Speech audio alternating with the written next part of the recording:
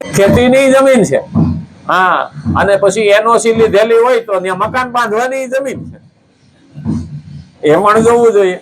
નહીં કેતા ભાઈ એના માટે જમીન તૈયાર કરો. જમીન વગેરે પદાર્થો સંસારના છે, અહીંયાથી આપણે લીધા છે ને અહીંયા મૂકીને જવાના છે.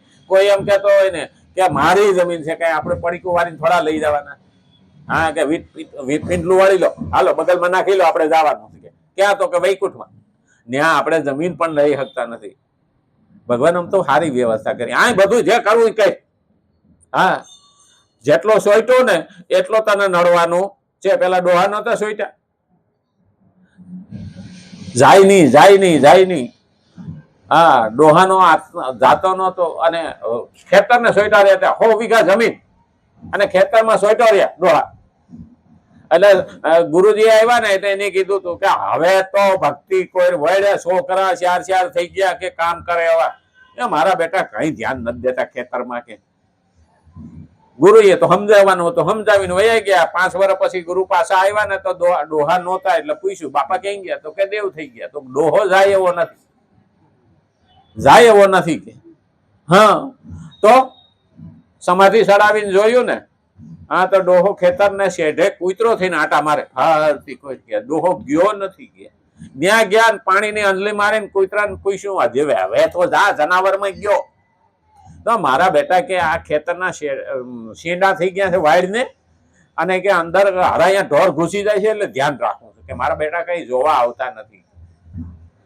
ડોહાને સમજાવ્યો, સમજો નહીં. ગુરુજી પાછા આવી ગયા. 5 વર્ષ પછી પાછા આવ્યા. હા, તો કૂતરો નો જોઈએ એટલે પૂછ્યું એટલે કૂતરો ક્યાં ગયો? તો કે તો મરી ગયો. ડોહો જાય એમ નથી. ગુરુજીને ખબર કે આ ડોહો જ છે, સોઈટો છે ખોટી જમીન ને. હા, ડોહો જાય એમ નથી.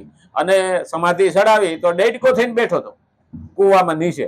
ઓલો બોર નો હોલ હતો ને ત્યાંથી બોલાવ્યું અહીંયા કે હા હવે હું કરીશું? અરે કે મારા બેટા કે આ 100 વીઘા ઘઉં વાવ્યા છે, પાણી પાવાનું છે. આ બોરમાં અંદર કાંકરા જતા રહે ને તો બોરનું પાણી બંધ થઈ જાય કે, એટલે ત્યાં બેઠો બેઠો કાંકરા આઘા કરવું છે. હજી ડોહો ગયો નહીં. એટલે વહી આવી ગયા.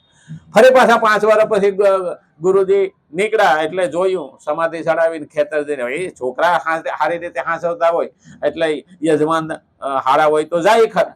એટલે ગયા એટલે જોયું કે સમાધિ ચડાવીને ખેતર જઈને તો ડોહા હતા નહીં. કે આ ડોહો જાય એમ નથી, આને બહુ મોહ છે, આ જાય એમ નથી. અને પછી સમાધિ ચડાવીને જોયું ને તો બોલા સાણના ગોળીઓ વારી નહીં, બોલા જીવડા થતા કીંગા, સાણના કીંગા, ઓલી ગોળીઓ આમ બે વહેલા પગે દોડાવતા ઢગલો કરે. હા, એ થયા. એને બોલાવીને કીધું હવે તો મેં આ સાણનો કીંગો થયો, હવે તો નરકમાં ગયો. એ કે મારા બેટા કે ખાતર નથી નાખતા ને, કે હું જે 2-3 ગાડા ખાતર આખા વર્ષમાં નાખું તો કઈ પાક થાય. જાય નહીં. આપણું ક્યાંય એવું નથી ને આપણે તપાસી જવાનું, નહીં પાછા આપણે કૂતરા થઈને આવશું. ડેલીએ બેસ્યું બંગલાનું કઈ કરતું જેમ તે ઘૂસી ન જાય. એટલે વળગવાનું નહીં. અને ખરેખર મહત્વનું એ છે આ સંસારનું છે અને આ પોતાનું નથી. ટાઈમ તો થઈ ગયો, 2 મિનિટ માથે થઈ ગઈ. હા, કઈ વાંધો નહીં. આપણે થાળ બોલશું ત્યાં લગભગ જલેબી આવી જાય. હા, પાછું પાણી આવે ને વહેલી આવી જાય તો પાણી હા મોઢામાં આવે તો પછી હા ભણવામાં ધ્યાન ન રહે.